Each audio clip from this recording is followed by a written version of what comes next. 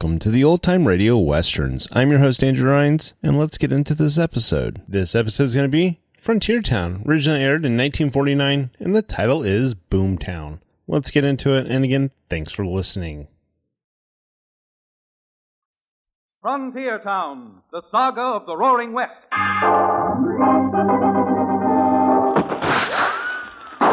Frontier Town.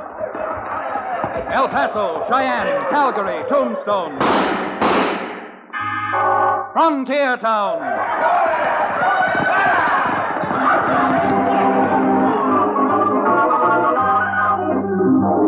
Here is the adventurous story of the early West, the tamed and the untamed. From the Pecos to Powder River, Dodge City to Poker Flat. These are the towns they fought to live in and lived to fight for. Teeming crucibles of pioneer freedom. Frontier Town!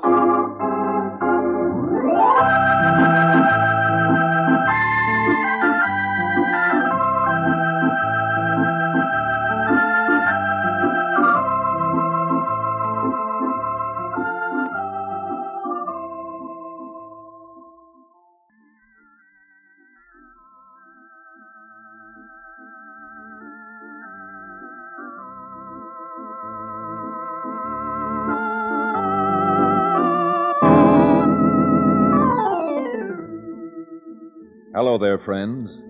I come from a frontier town, and I'm a frontier lawyer by the name of Chad Remington. Now, I guess everyone knows that the frontier is a section of the country that's set apart, not alone by geographical differences, but by the differences in temperaments and the character of the people who come to the frontier. Some to live on it, some to infest it. Yes, no matter which way you square it, it adds up to one thing: trouble. And most of the time, that's spelled gun trouble. Now, what law office I have is located over Cherokee O'Bannon's livery stable.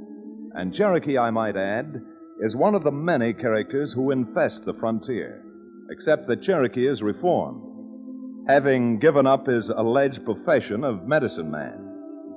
Well, as like attracts like, so Cherokee had attracted a lot of strange and offbeat characters to him in years gone by. One of whom was an old prospector known as Pack Rat Scott. After many years of grub staking and moving around, Pack Rat Scott finally hit it rich, and the town of Scott's Diggings rose virtually overnight. A lusty, boisterous, typically bonanza frontier town. Having grub staked Pack Rat once upon a time, Cherokee talked me into riding from Dos Rios up into the hills where Scott's Diggings was located. It was a tough ride, but a pleasant one. Or so it seemed as we neared the little boom town. You know something, Chad? Pack Rat Scott has one shred of honor or decency. Not alone will he return the grub stake I gave him 12 years ago, but he'll give me an interest in that mine of his. Oh, sure, Cherokee. After all, you and Pack Rat were good friends. Oh, the best of friends.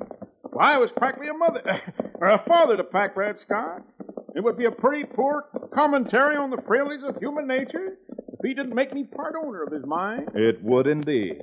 Of course, now that he's rich, he probably won't even look at his old friend. That's happened before, Cherokee. Yeah, the very idea. Turning me down, refusing me after all I did for him. Ah, the frailties of human nature. You know what I'm going to do when I meet Pack Rat? I'm going to walk right up to him, look him squarely in the eye, and tell him I wouldn't take 5 cents worth of his filthy gold mine. Well, if we're lost out here in this desert and didn't know where Scott's Diggings is, we wouldn't have much trouble finding it. Look at them racing up and down the main street, shooting off their guns. This is a wide open town, Chad. Then let's hope it doesn't open up wide enough to swallow us both and keep us here for good.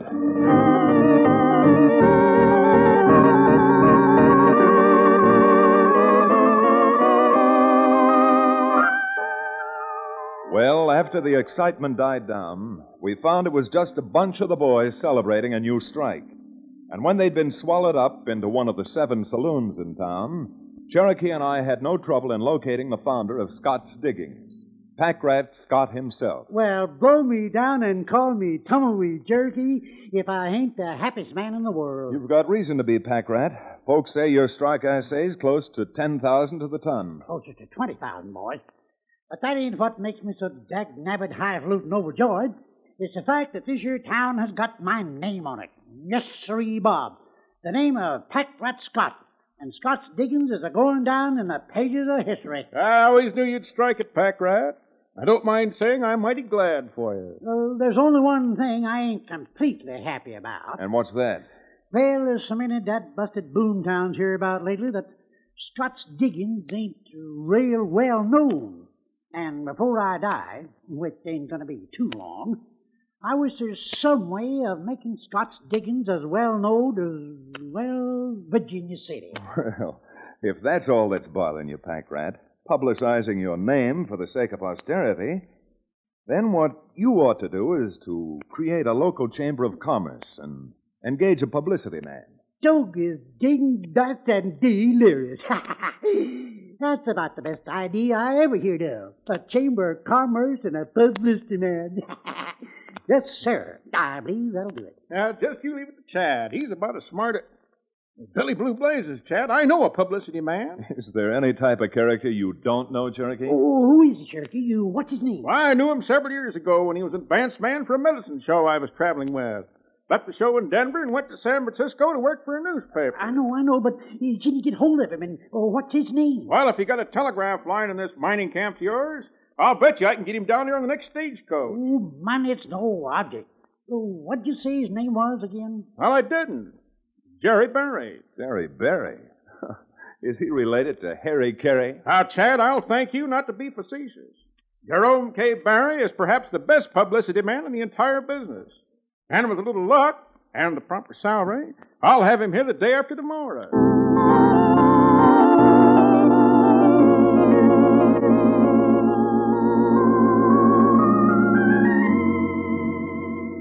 Well, it took more than a little luck to keep Cherokee out of the various parlors of entertainment in Scott's diggings while we were waiting for Jerry Berry to arrive. Hardly had I dragged Cherokee out of the Last Chance than he'd show up in the Bella Union. Once safely out of there, he'd sneak away and end up in the Golden Gaboon. Yes, I've said it before, but I'll say it again. Scott's Diggings was a wide-open town, and Cherokee O'Bannon had an appetite for strong waters to match. But 2 days and 3 hangovers later, Cherokee's friend, Jerry Berry, arrived in town, and we had a hasty meeting in Packrat's hotel suite in the local hostelry.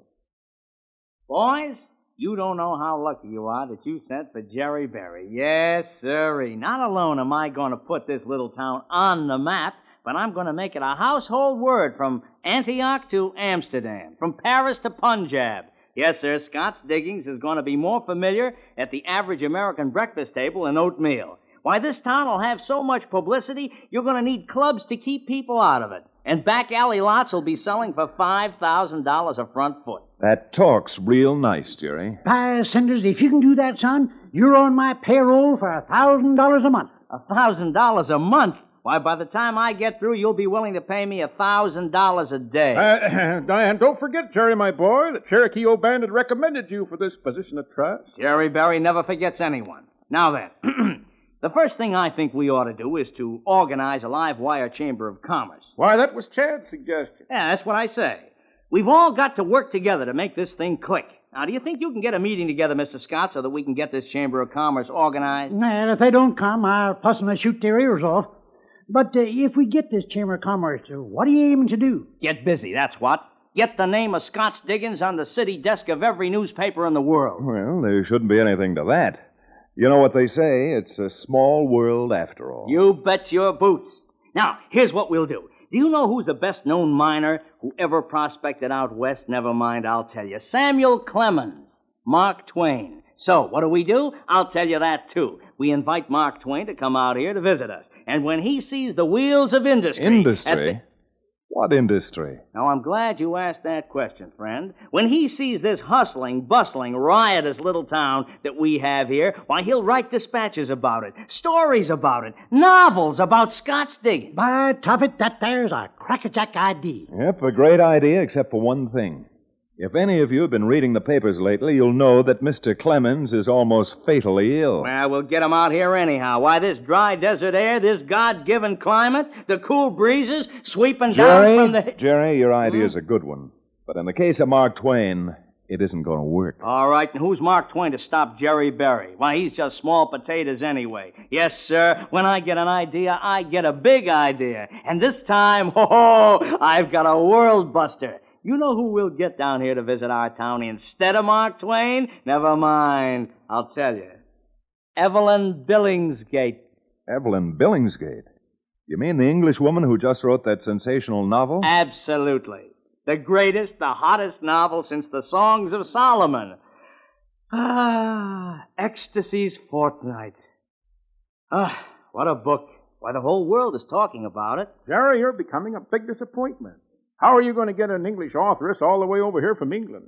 Well, now, it just so happens that she's in San Francisco. She says that Ecstasy's Fortnight was an expose of the slums and the nightlife of Paris, and that her next book is going to be against the flaming canvas of the wild and woolly West. And where will she find a wilder and woollier West than right here in Scott's Digging? Well, I don't know. You don't have to know, Mr. Scott. You just get the businessmen and the miners around this town into a place where I can talk to them, and the Scott's Diggings Chamber of Commerce will be born in full panoply. Now, let's go.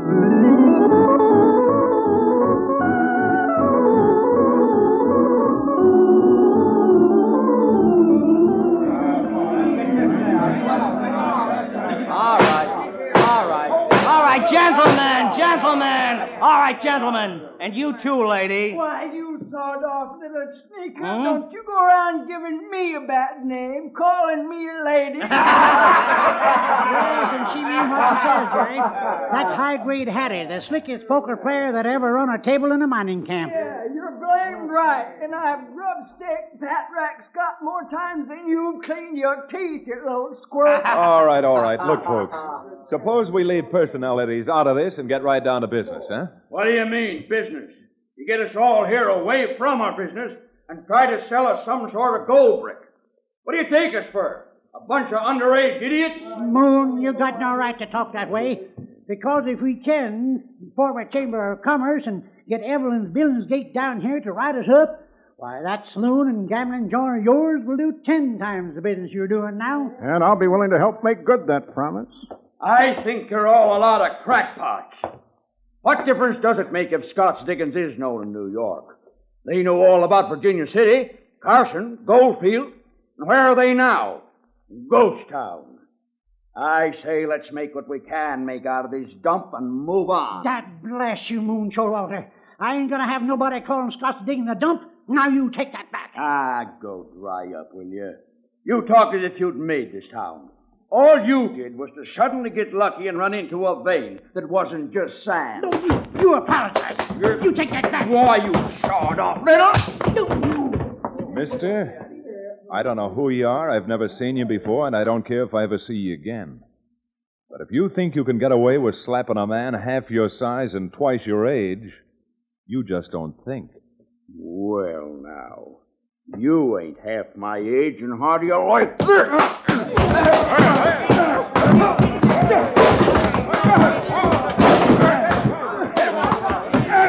That's it, Chad! Now knock him over this way so I can get his picture.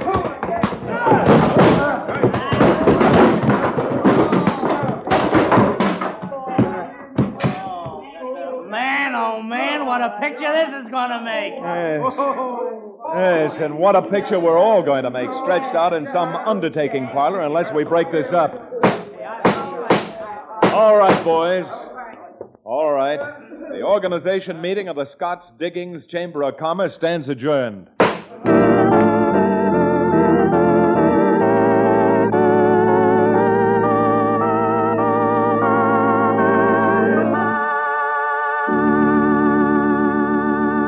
We'll return to the second act of Boomtown, our exciting frontier town adventure, in just a few moments.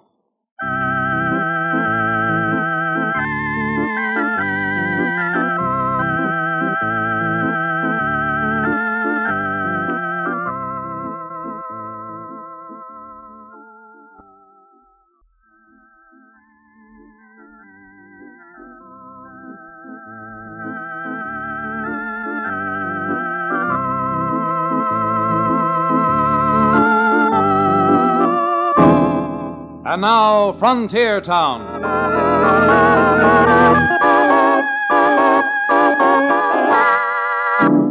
Quite a shambles, wasn't it? And even if I'd thought that Pack Rat Scott and Jerry Berry were weird and strange characters, the best was yet to come. Yes, Pack Rat and Jerry were just kind of ordinary folks compared to the renowned authoress Evelyn Billingsgate. And I must say that even though the idea of having her at Scott Diggings originated with Jerry, once she received the floridly worded telegram inviting her, well, there was just no keeping her away. In fact, she arrived so quickly that the Chamber of Commerce was left with scarcely enough time to organize, despite Moon Showalter's hot-headed objections. Come on now, folks. Come on. Button up your lips and be quiet. Quiet down and let Mr. Barry here finish, won't you? Thank you, Pack Rat Scott. Now, friends, all I want to say is this. Miss Billingsgate is scheduled to arrive on the 2 o'clock coach, and we got a heck of a lot of organizing left to do. Oh, well, then stop flapping your jaws. Let's get down to brass tacks. Brass tacks, woman, in Scott's Diggings, there's nothing but solid gold tacks. I guess that's telling her. Now, all right, now, to go over it again quickly. Now, we're not taking any chances that Scott's Diggings will look too tame for Miss Billingsgate, so we're going to put on a little show for her that'll make Custer's Last Stand look like a Sunday school picnic. Now, we've already got a group to give her a thrill when the coach arrives, but who is going to take charge and organize the bunch who are going to hold her up at her hotel? Well, since nobody else is volunteering, I will. You would? Why, I thought you was dead against this. Well, since nothing I can do can stop it, I reckon the sooner we get it over with, the better. And you aren't just talking through your hat, mister. We've got to... Hey, why, it's almost 1 o'clock now. Now, we've got to get busy. Showalter, I haven't got time to go over all the details of the holdup with you, but you look like a man of imagination, so I'm going to leave it all up to you. And, brother, you're not making a mistake. Good. All right, let's break this up. And you fellas in the stagecoach hold up, you come with me. Evelyn Billingsgate's coach is arriving in town in less than 1 hour.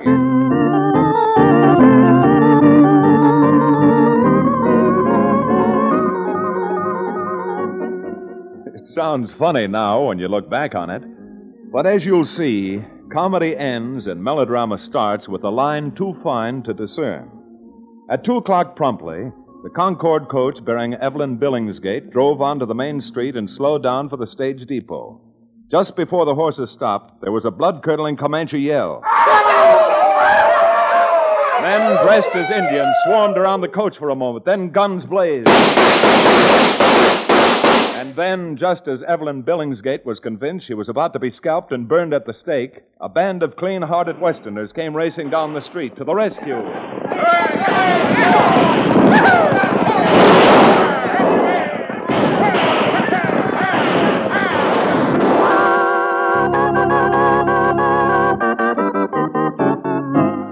Saved from the Red Man, saved from a fate worse than even death itself, Pack Rat, Jerry, Cherokee, and I gallantly repaired with Miss Billingsgate to her Rococo hotel room for a respite.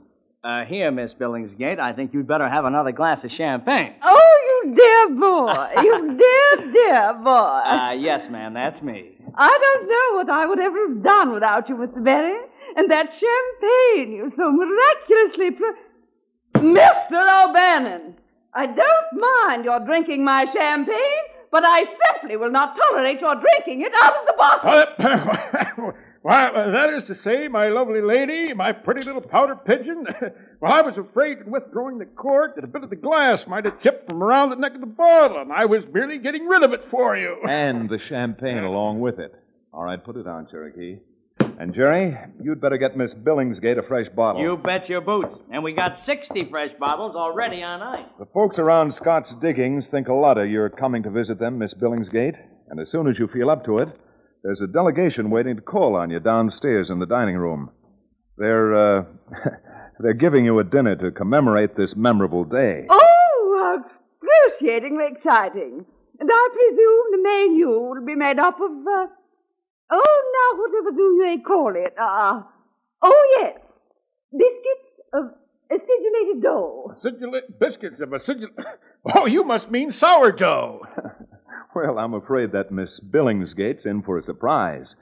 Because with millions of dollars being taken out of the diggings around here, tough and crude though these men may be, they demand and can afford the best. Oh, truly? Oh, how significant. What a fascinating background for the book I just know I should be compelled to write about Scott's diggings. Indians and cowboys.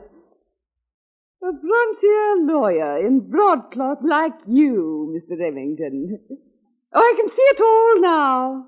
You shall be the hero of my novel. And high-grade Hattie the heroine, I suppose. High-grade Hattie? You know, I'm afraid we're trying to give you too much all at once, Miss Billingsgate. So, as they say in the best of circles, while you repair your toilette, we men folks will give you some privacy. But we'll meet you in the dining room in 30 minutes for the big celebration.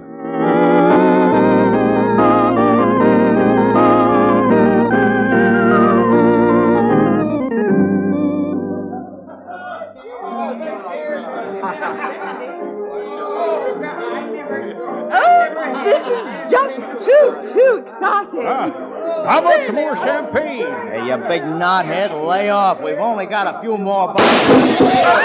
Oh, in the name of Bonnie Prince Charlie, what was that? I'll tell you what this is, lady.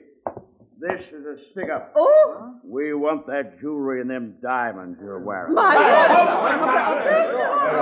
Hey, that Moon Showalter looks like the real thing, doesn't he? Come on now, lady.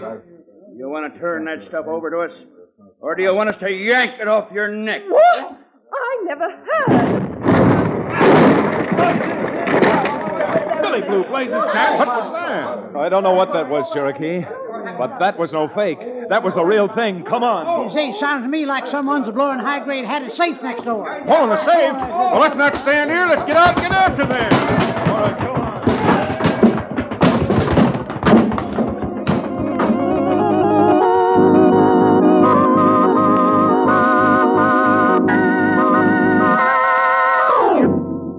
Well, whatever humor there had been in the situation vanished fast as we all piled out into the street and saw the wall of what had been high-grade Hattie's poker and entertainment parlor shattered in a cloud of smoke.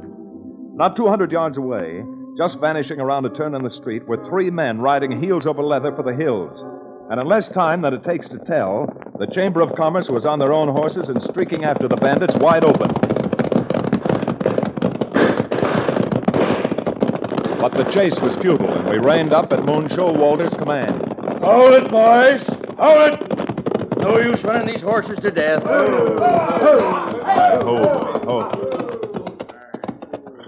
What in thunder's wrong with you anyhow, Showalter?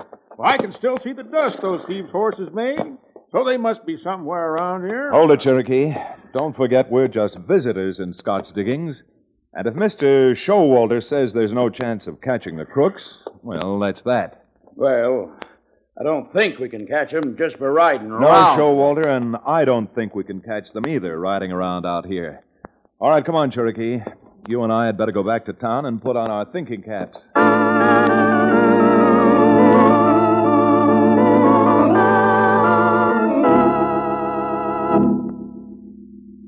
Remington, I want to tell you that as a publicity man, I have had some pretty wild ideas in my life, but this idea of yours, of setting fire to Showalter's saloon, is the wildest one I have ever heard. If it takes fire to fight fire, then it takes one wild idea to fight another wild idea. Huh? What do you mean, Chad boy? I mean that I believe Moon Showalter took advantage of the fake holdup to engineer one of his own. But why Showalter? Because he was the only man who knew exactly when he was going to come into the dining room and fake trying to steal Miss Billingsgate's jewelry. Blue Blazes, Chad, I do believe you're right. Well, then, if you want to get high-grade Hattie's money back for her before they're safely out of the county, you better gather up some greasewood and matches and let's go.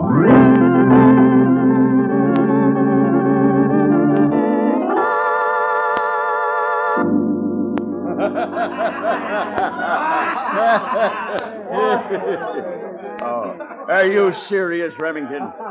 Do you really think high-grade Hattie framed that robbery on herself? Well, Showalter, I wouldn't go that far. But I do think it was an inside job. And Your place is on fire! My place is on fire? Where? Back there! In the corner! It's your office, your private office. My office. Suffering Joe. Come on. Give me a hand. Cherokee, come on. Bust that door down. It's too late now. Hurry. What do you want us to get out first for you, Showalter? The safe? No, my desk. It's got some... I mean, all my private papers are in it. Chad, you were right. All right, come on, boys. Grab hold of this desk.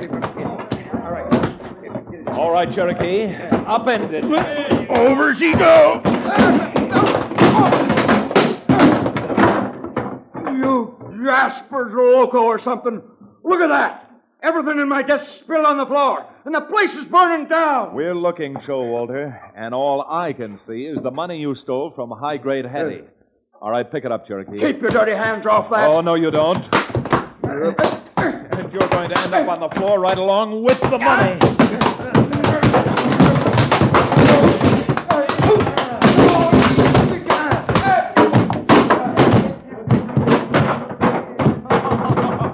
Sweet suffering I. Showalter won't come to for an hour. He sure won't. Say, don't you think we better put out the fire? But there's no water. Who needs water? We still got 20 cases of champagne. Champagne? Then never mind this joint. Let's take care of me. Let's douse the champagne on Showalter, huh? After all, with the way Chad beat him up, he's the one who looks as if he'd been kicked by Mrs. O'Leary's mule.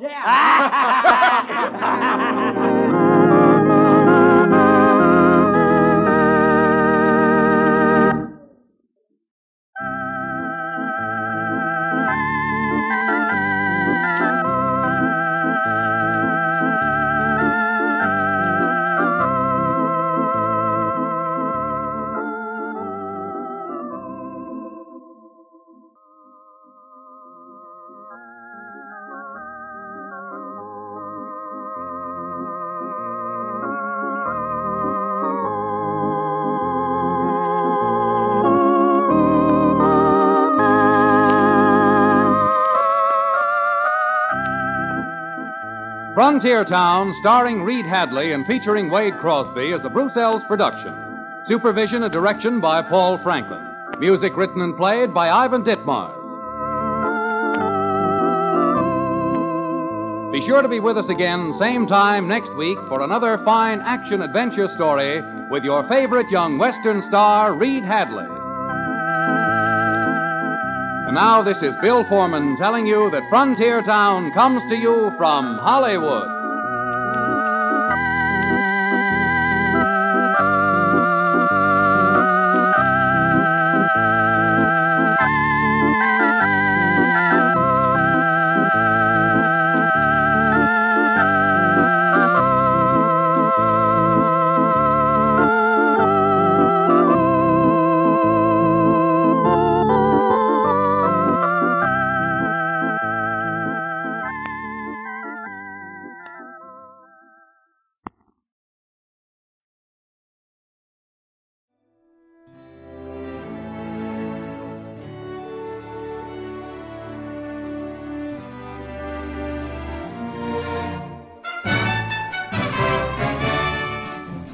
This has been a presentation of OTRWesterns.com, and we hope you enjoyed. Please take some time to like and rate our shows in your favorite podcast application. Follow us on Facebook by going to OTRWesterns.com/Facebook. Subscribe to our YouTube channel by going to OTRWesterns.com/YouTube. And send us an email, podcast@OTRWesterns.com. You can call and leave us a voicemail, 707-986-8739. This episode is copyright under the Attribution Non-Commercial Share-alike copyright. For more information, go to OTRWesterns.com/copyright. Have a great day, and thanks for listening.